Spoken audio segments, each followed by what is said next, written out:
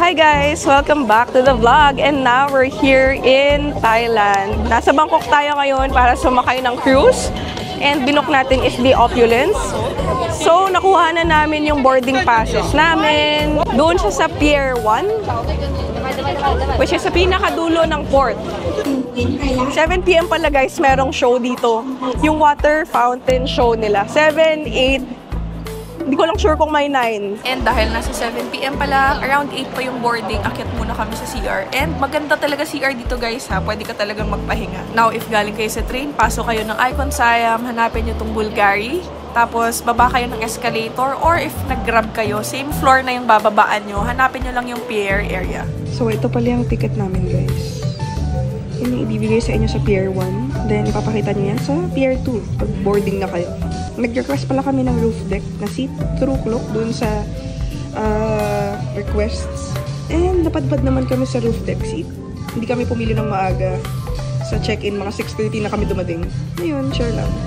So, we are now going back sa Pier 2. Sinabihan pala kami kanina, we have to be there sa Pier 2 15 minutes before boarding time. And sakto, naabutan namin yung 8 PM na water fountain show. You also have to be mindful sa pinipilahan nyo guys. Kasi tignan nyo dito sa Pier 2, sobrang daming mga boat ang mga nagsasakay at nagbababa. Baka sa iba kayo mapadpad.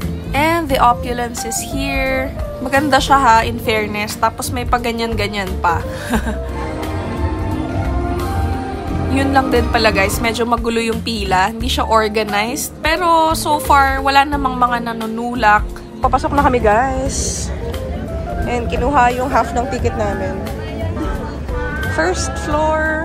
Ito guys. So aakit pa tayo ng a few more floors. You are? Number 4. Do you see us to desk? 33? You are that you come with me. Okay.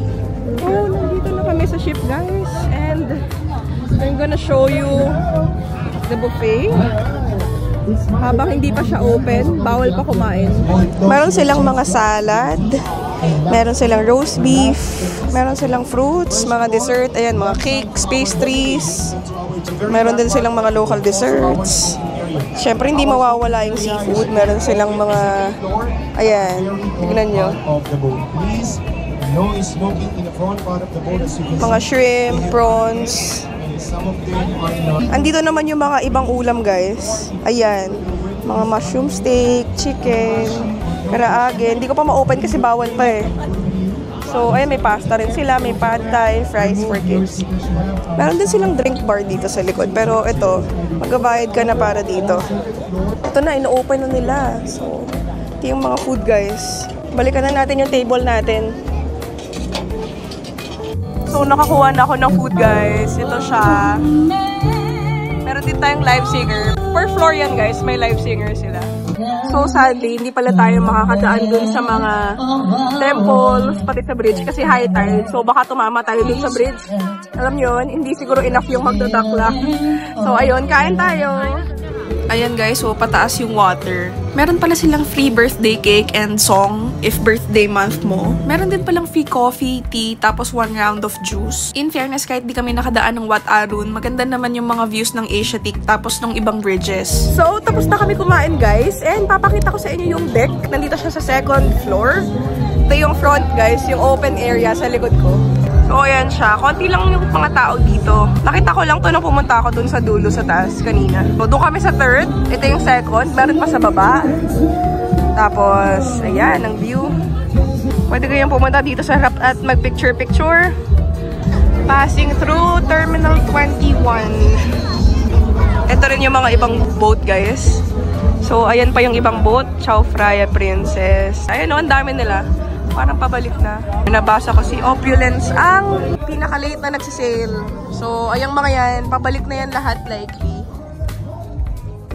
And we're back inside. Nandito naman tayo sa 2nd floor. Per floor pala guys, may sariling buffet and entertainment. Pero yung sushi and sashimi, nandito lang siya sa 2nd floor. And syempre, merong toilets dito guys. CR is nasa 2nd floor din. Andito naman tayo ngayon sa rooftop and this is what it looks like sa likod. So after dinner guys, nagiging party boat siya. Tignan nyo naman, may mga sumasayaw and parang naging lively na yung songs unlike kanina na chill lang. We are now going back and dadaan ulit tayo sa bridge. Mas mataas na yung water so kailangan na daw naming mag-dock this time.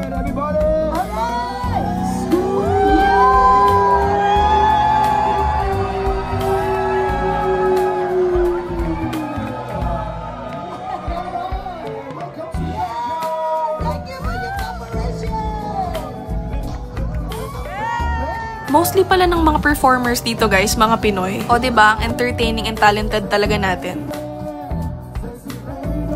So after 2 hours, it's currently 10:13 p.m. and nandito na kami sa Icon Siam. And this is where the cruise tour ends. Nagpapabaan na rin yung mga tao. The whole dinner cruise took around mga 2 hours. So nakababa na ako guys. And yeah, I got this tour through Klook. Lalagay ko sa description yung link saan kayo pwedeng book. And ito yun guys ha, nandito sa side ko. Plus, don't forget to use my promo code DelightsWithExpert Klook para may extra kayong discount. That's it, yun lang guys. Bye, thanks for watching. Good night!